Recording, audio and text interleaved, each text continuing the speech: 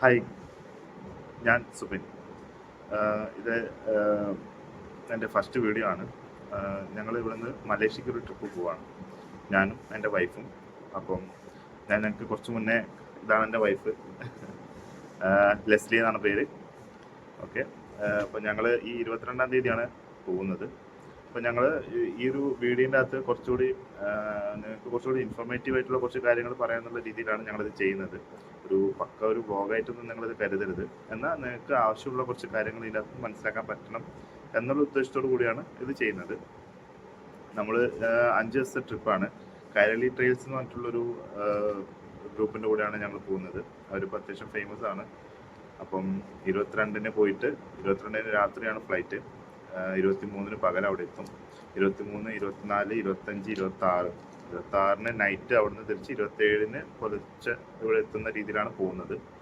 അപ്പം ഞാൻ നേരത്തെ ഒരു വീഡിയോ എടുത്തിട്ടുണ്ടായിരുന്നു. അതിൻ്റെ ഞങ്ങളൊരു പ്രിപ്പറേഷൻ്റെ ഒരു ഭാഗമായിട്ടായിരുന്നു. ഡ്രസ്സുകൾ, അതുപോലെ തന്നെ മെഡിസിൻസ്, അപ്പം അങ്ങനെയുള്ള കാര്യങ്ങളൊക്കെയാണ്.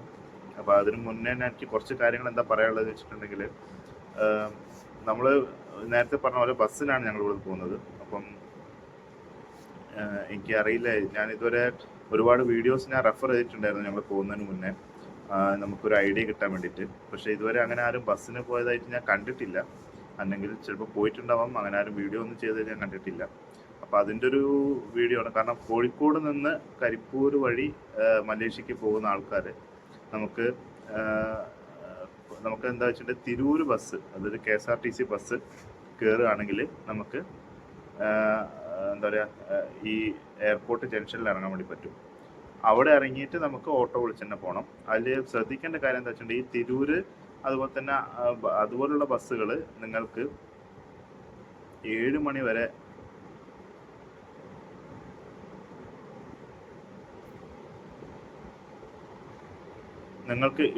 വരെ മാത്രമേ നിങ്ങൾക്ക് കിട്ടുകയുള്ളൂ. അപ്പോൾ അതിനുശേഷം നിങ്ങൾക്ക് പാലക്കാട് ബസ്സുകളാണ് പിന്നെ ആ റൂട്ടിന് പോകുന്നത്. അപ്പോൾ ഏത് ബസ് കയറിയാലും നിങ്ങൾ ഇറങ്ങേണ്ടത് ഈ എയർപോർട്ട് ജംഗ്ഷനിലാണ്. എയർപോർട്ട് ജംഗ്ഷനിൽ ഇറങ്ങിയിട്ട് അവിടെ നിന്ന് ഓട്ടോ വിളിച്ചിട്ട് എയർപോർട്ടിലേക്ക് പോകാന്നുള്ള രീതിയിലാണ് പോകേണ്ടത്. അപ്പോൾ ഞാൻ അതിൻ്റെ ഒരു വീഡിയോ എന്തായാലും എടുക്കുന്നതാണ്. അപ്പോൾ നിങ്ങൾക്ക് അതിൻ്റെ അകത്തുനിന്ന് മനസ്സിലാകാൻ പറ്റും. പിന്നീട് നമുക്കിതിൻ്റെ അകത്ത് അത്യാവശ്യമായിട്ട് വേണ്ട കുറച്ച് കാര്യങ്ങൾ, നമ്മൾ കുറച്ച് മെഡിസിൻസ് വാങ്ങിയിട്ടുണ്ട്.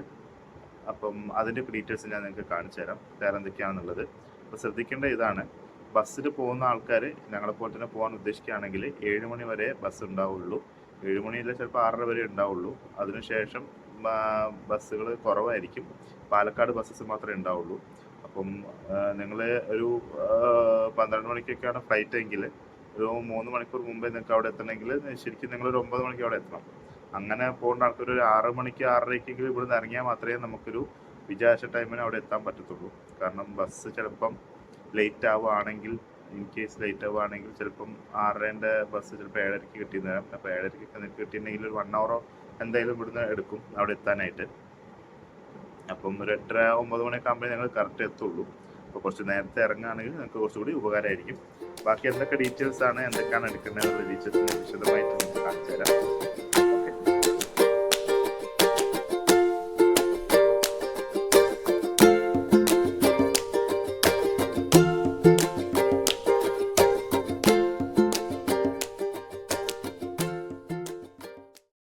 നമ്മൾ നാട്ടിൽ നിന്ന് കുറച്ച് മെഡിസിൻസ് വാങ്ങി കയ്യിൽ വെക്കുന്നത് എപ്പോഴും നല്ലതാണ്. കാരണം നമുക്ക് അലർജി പോലുള്ള എന്തെങ്കിലും വരികയാണെങ്കിൽ, പിന്നെ പനി അല്ലെങ്കിൽ വേദന എന്തെങ്കിലും വരികയാണെങ്കിൽ, അതുപോലെ വയറ് സംബന്ധമായിട്ട് എന്തെങ്കിലുമൊക്കെ വരികയാണെങ്കിൽ നമുക്ക് അവിടെ പോയിട്ട് ഡോക്ടറെ കാണിക്കുന്നത് പറഞ്ഞാൽ കുറച്ച് എക്സ്പെൻസീവ് ആയിരിക്കും. അപ്പോൾ നമ്മളത് ഇവിടുന്ന് വാങ്ങി വെക്കുകയാണെങ്കിൽ കുറച്ച് നല്ലതായിരിക്കും.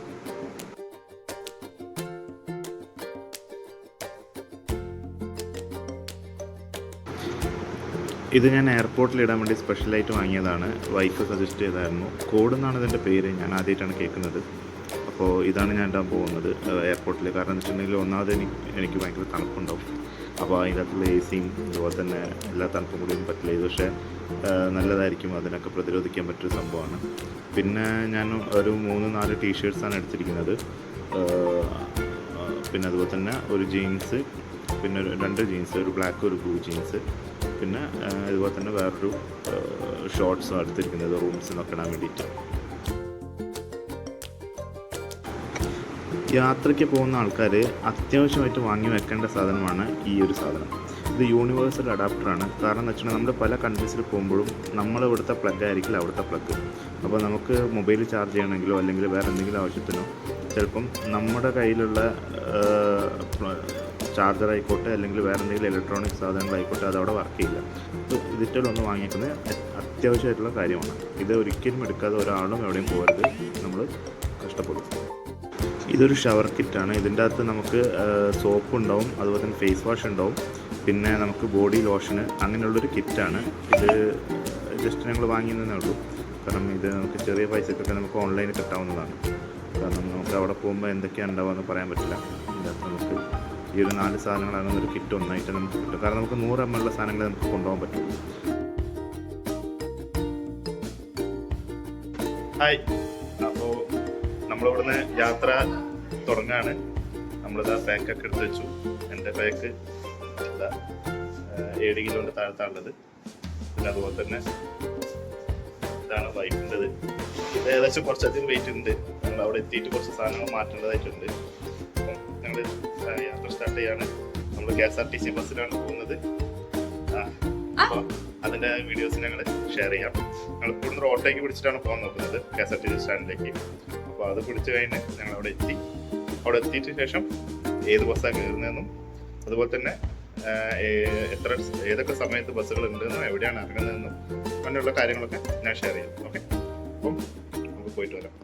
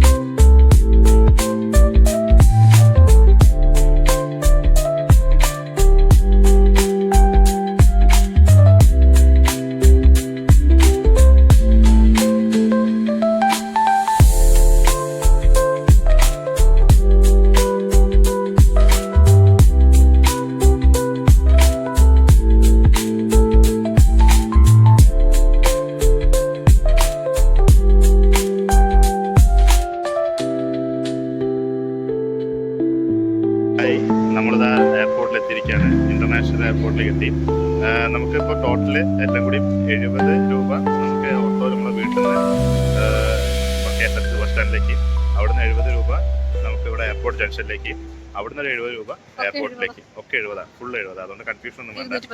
210 രൂപ ടോട്ടൽ. ഇനി ബാക്കി ഞാൻ ഇതിൻ്റെ അകത്ത് കയറിയിട്ടുള്ള ബാക്കി വിശേഷങ്ങൾ തരാം. കുറച്ച് വീഡിയോസ് ഞാൻ വേറെ എടുത്തിട്ടുണ്ട്, അതുകൊണ്ട് ഞാൻ ആഡ് ചെയ്യാം കേട്ടോ.